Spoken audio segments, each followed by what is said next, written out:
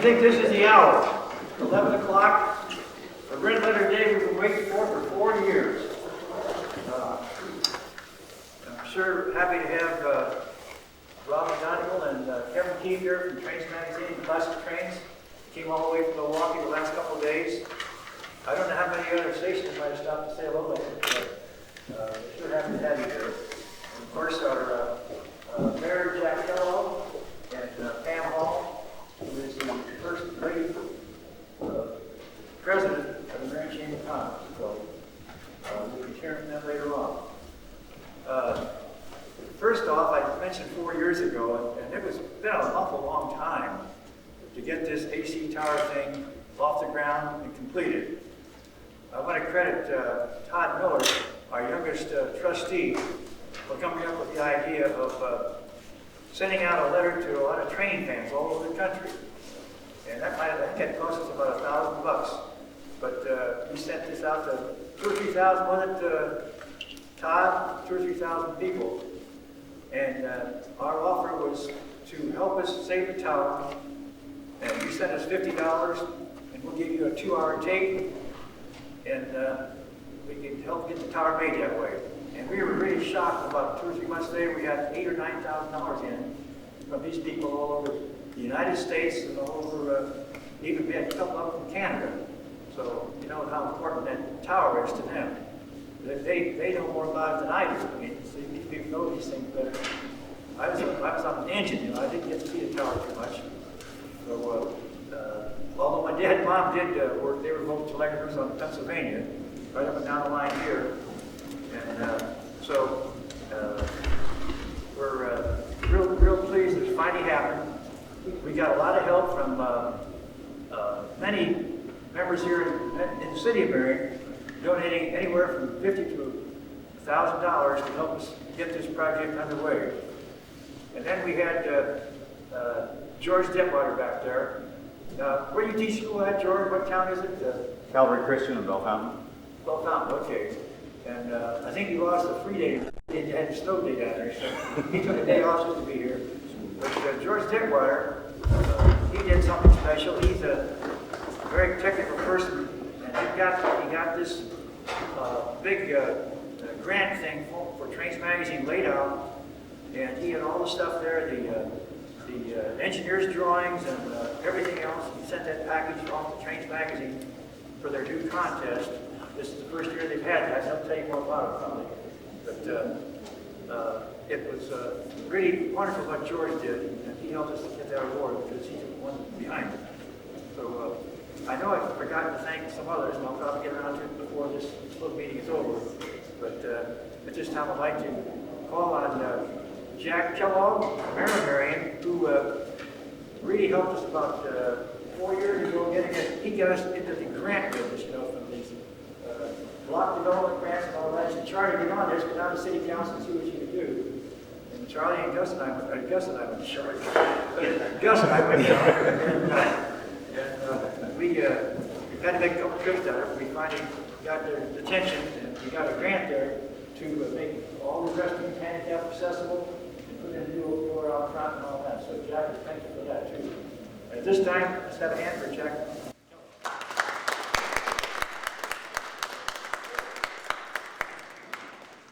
I told Jack a few minutes ago, I said, no, Pam has to do a meeting at 11:30, so I'd like to have her go first. She said, why don't you do that, Charlie? So, Pam Hall, First Lady President of the Marion Chamber of Commerce.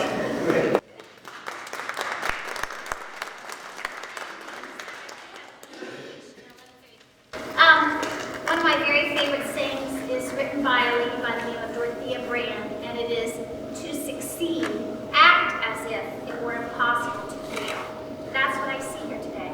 I see a whole group of very dedicated volunteers committed to providing their energies and their time to succeeding, and they continually acted for the last several years as if it were impossible to fail. I'm very proud of you, Dunn, and I thank you for leaving for our community and for our generations to come a piece of history. You've left something because of your financial time and your commitments, and I thank you very much on behalf of the Chamber of Commerce.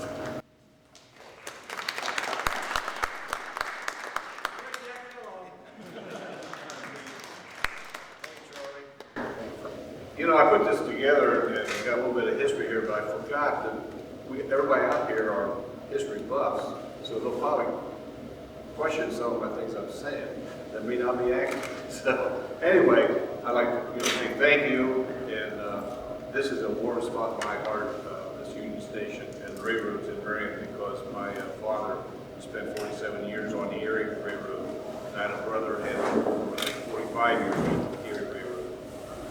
Rail Marion has actually made Marion. There's no question that anybody can say, but if it wasn't for railroads, Marion would not be today what it is. Even today, some people question railroads here in Marion, but believe me, we need the railroads.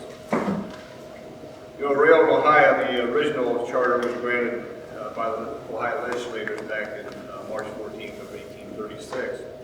And that was from one being built from Cleveland to Cincinnati. The first train ran in February 22nd in 1851 through Gallia. And that's when Marion County people started to get interested in the railroad. Why not bring it to Marion and go to the east, or to the west, as I should say. So in 1845, Marion County voted to spend $100,000. That's a lot of money back there to spend to start getting the railroad to come to Marion. And at that time, the railroad had been called the Belleville, Indiana Railroad. The first time a train came to Gallia was in August 28th of 1852, and then the year of 1882,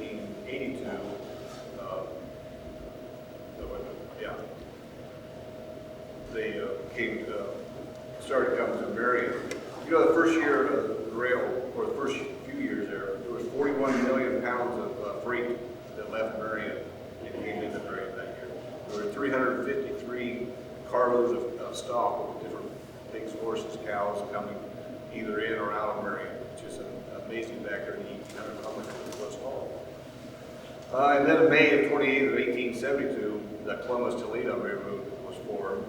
And in November of 1876, it was opened from Columbus to Marion. And that's when they started using it. Then in January 10th of 1877, it was open all the way to Toledo then. In 1882, there was 26,000 people traveled by rail coming into and out of Marion Station here.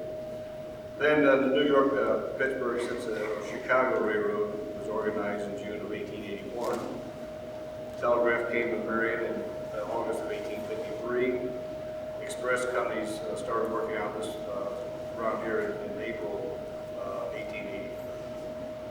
Railroads have made Marion. There's no question about that. It opened up Marion to the east, west, north, and south. And freight lines have been tremendous. Fast line has been real good. It's made Marion a good place to live and grow here. The train station, of course, was built. It's a very nice train station. We appreciate all the work's been done here in the last few years. And some of the highlights that stick out in my mind, of course, President Harding left here to go to Washington to be President of the United States. He also came back here to this station after his death and was buried here in Marion. World War I, of course, we had a lot of trains coming in and out here taking the men to the war. And of course, World War II, which I was very little, but I remember my older brother going from Marion here to Chicago in the Navy. I remember that date as well as not. Then my dad used to bring me down here all the time when the passenger trains would come in with the soldiers or all types of armed force people on the trains to stop here, and how they would open the windows and talk to people while they were waiting here to change engines or something. But I can remember that very well. We almost lost this place here, and if it wasn't for everybody in this room, we would not have it today. So I'm real pleased that everybody stayed in there and made this happen. And that brings us here today for the AC tower, the building which was nice that we kept it also. Everybody did a lot of work on that to make it happen. Of course, I think everybody knows it was built in 1905 and to control the intersections here. And installed the electric interlock machine in 1907, and I understand it was one of the first in the state or the country. So all I can say is thanks to everybody for doing a great job on this, and I'm very proud of this. And when anybody comes in Marion, I always make sure we explain this station here. And most people come down and see it, because there's a lot of cities do not have anything like this anymore. And I think it's so great that we have it. And I just thank all of you for coming this morning, and thank you for having me say a few words.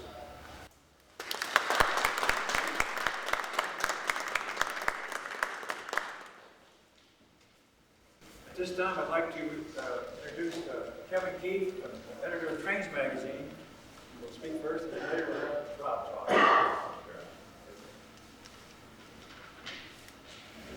Thank you, Charlie, and thanks everyone from Marion. We're delighted to be here today.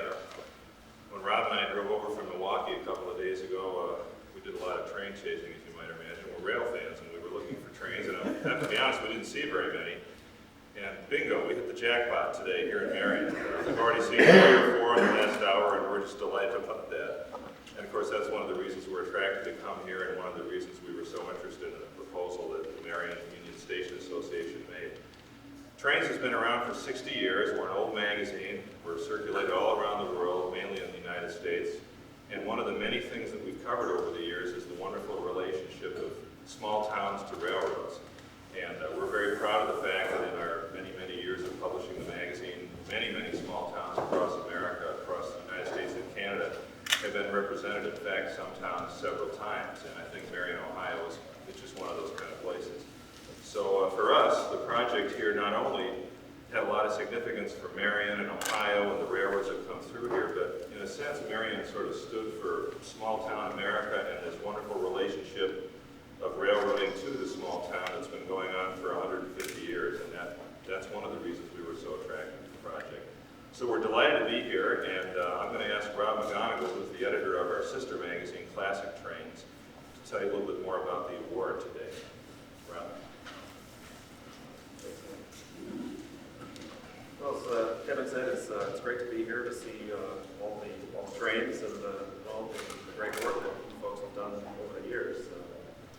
As Kevin mentioned, I'm an editor of Classic Trains magazine, but I wear another hat, and that is I'm the preservation editor of Trains magazine. And in that capacity, I was sort of responsible for the administration of this first annual preservation grant that we awarded this year. For years, Trains thought about how we'd like to get involved somehow with the preservation movement. There are all sorts of projects going on all over the country every year, and thought it'd be great if we could help out some of these projects. Instituted an annual award program where we give $10,000 to a different group every year for some railroad preservation-related project. And this year's award was the first. And as the first, we wanted to make sure that we really got it right. We wanted to really pick a good, solid recipient, one that had a project that was important in terms of railroad history, and also appealing to the readers of Trains magazine, and also one that had real good prospects for success. A lot of groups labored for years and years, and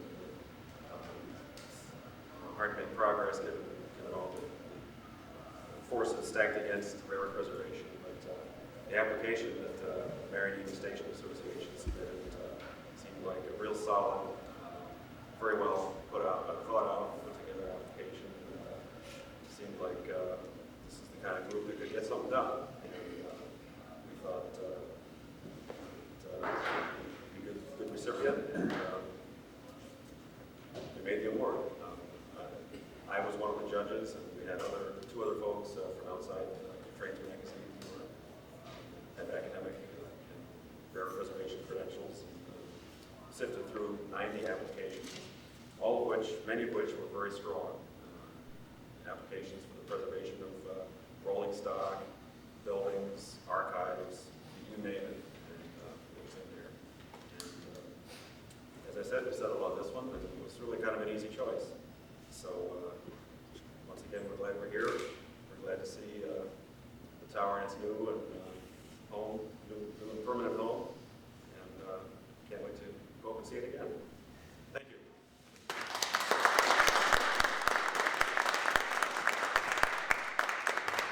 I should add that we have a ceremonial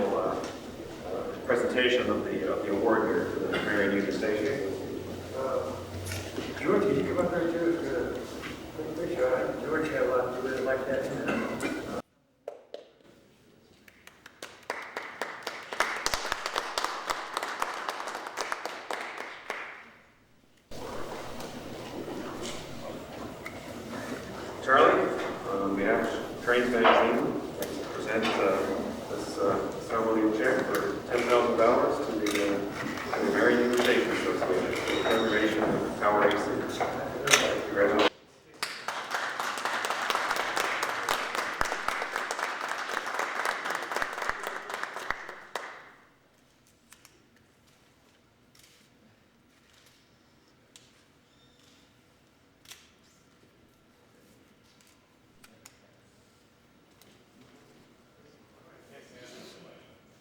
This time I'd like to have the Board of Trustees stand up, all members of the Board of Trustees on the station here. Okay. Stand up there. Right behind you, the treasurer. And our secretary, Lucas, here about 2 months ago. He's still going strong. Okay, let's start with the treasurer. Behind you have Dick Brooks, and he's been treasuring up Talking about what's going on. trying to stop.